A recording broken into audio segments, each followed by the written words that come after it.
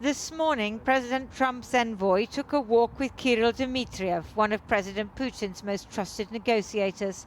His message?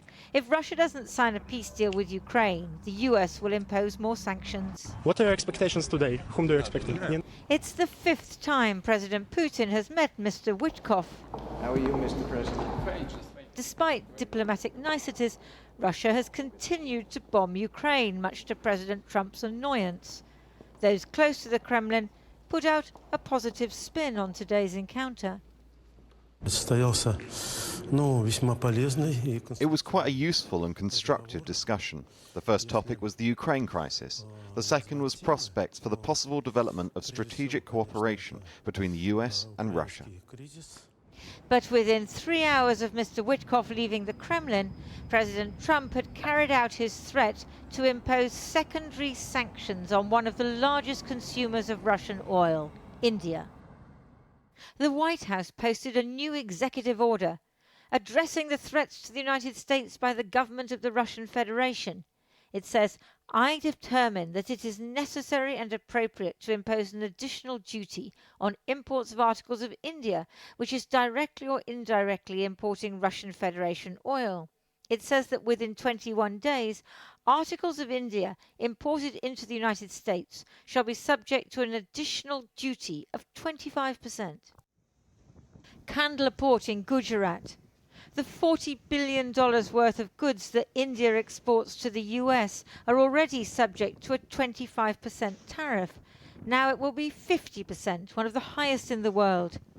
Nearly half of India's oil imports, 2 million barrels of crude a day, come from Russia. Whatever problems you have over Ukraine, in Ukraine, or for that matter, wherever, you are a large economy, you are a big military power, dealing with Russia, European, find new solutions. Why are you dragging our name into it? All we do is commercial transactions. It's also a blow to the Russian economy, which depends on oil and gas exports to India and China after the EU imposed sanctions. Secondary sanctions against Russian energy exports are a serious threat. I believe this will be taken very, very seriously in Moscow. Substantial alternative markets may not be easy to find. India and China have taken up the slack to an extent so far. Are there other alternatives? Are there other major economies that could pick up that slack? And it's quite difficult to see that at the moment. Today, the Russian Defense Ministry put out footage of joint naval exercises with the Chinese. President Trump hasn't yet tried to disrupt the relationship, even though the Russian and Chinese economies are even more intertwined than their militaries. President Zelensky was presenting medals to frontline soldiers in Sumy in the north of the country. Ukraine is hoping that President Trump will go further, sanctioning Russia's nuclear and space agencies and imposing a full economic blockade. Back in Moscow this afternoon, President Putin had another guest, the King of Malaysia. A less consequential visit than that of President Trump's envoy. But as this was a state visit, much, much grander.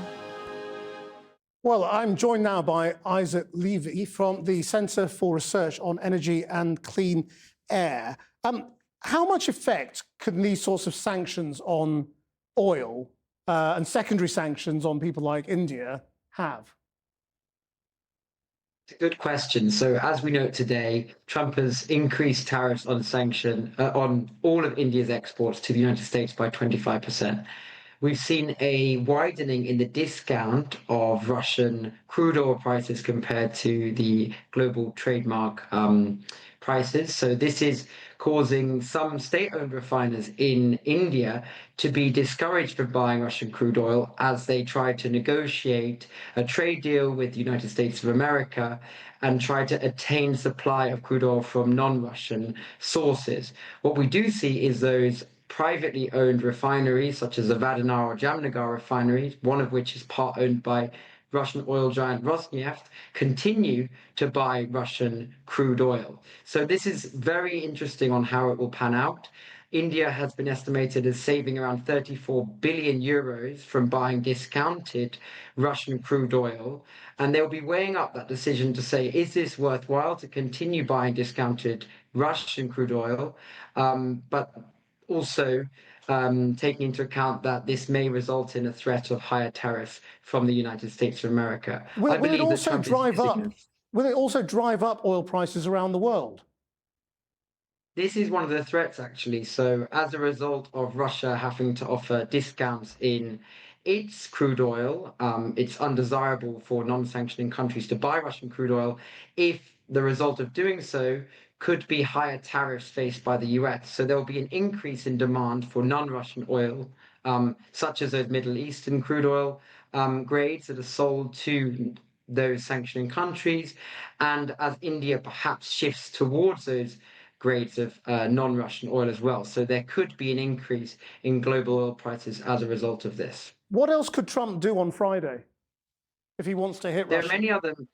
There are many other measures that Trump could do that would be much more targeted to sanction the Russian energy sector, which is a huge source of finance for the Kremlin war chest. So currently, the United States is buying around $3.5 billion of oil products made from Russian crude, and that's all legal. So this is Russian crude oil that flows to India and Turkey. It gets refined into jet fuel or products and goes back to the USA. So this is a flow that the EU have announced a ban on and the US have not.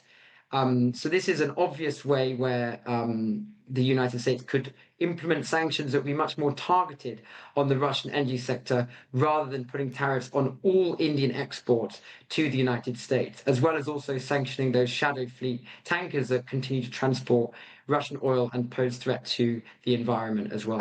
And could this come back to bite us? I mean, if this turns into a sort of more of a trade war, could Russia turn off our nuclear reactors at Sizewell in Britain and the American reactors that are all reliant on Russian uranium?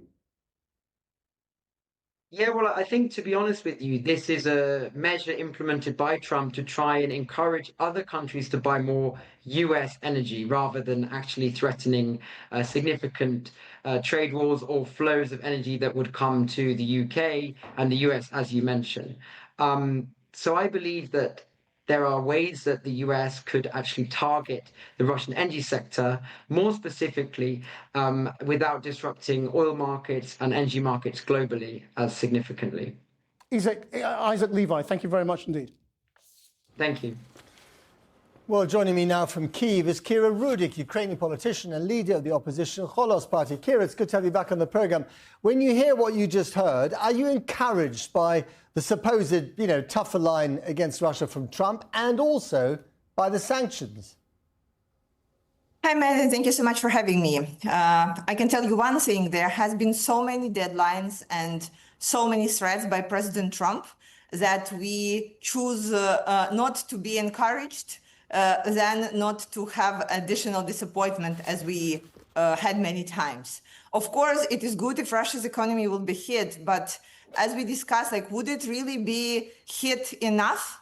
We think that President Biden already made that mistake, hoping that sanctions will stop Russia from continuing the war. We see that's not what is happening.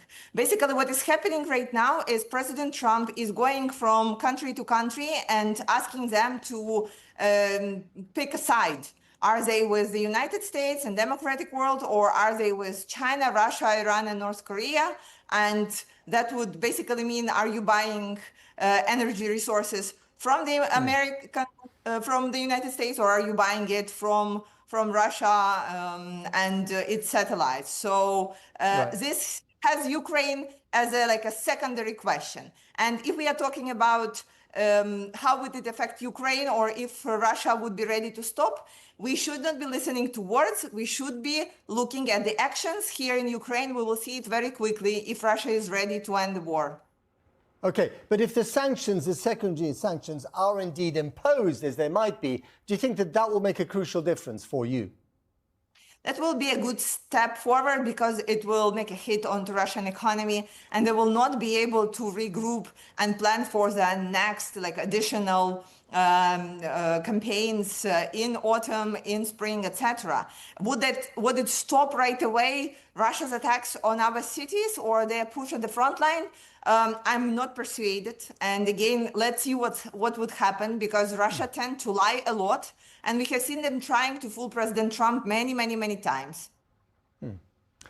Just on the weapons, I mean, the last time we spoke a couple of months ago, you were in pretty desperate straits. You needed desperately those air defense weapons. Are you getting those now from the United States or indeed from the Europeans? So Europeans are buying those weapons by the European money from the United States, and America has allowed for them to be sold. I cannot tell you publicly how many and when we are getting them, but the situation is much better right now, a little bit better, I would say.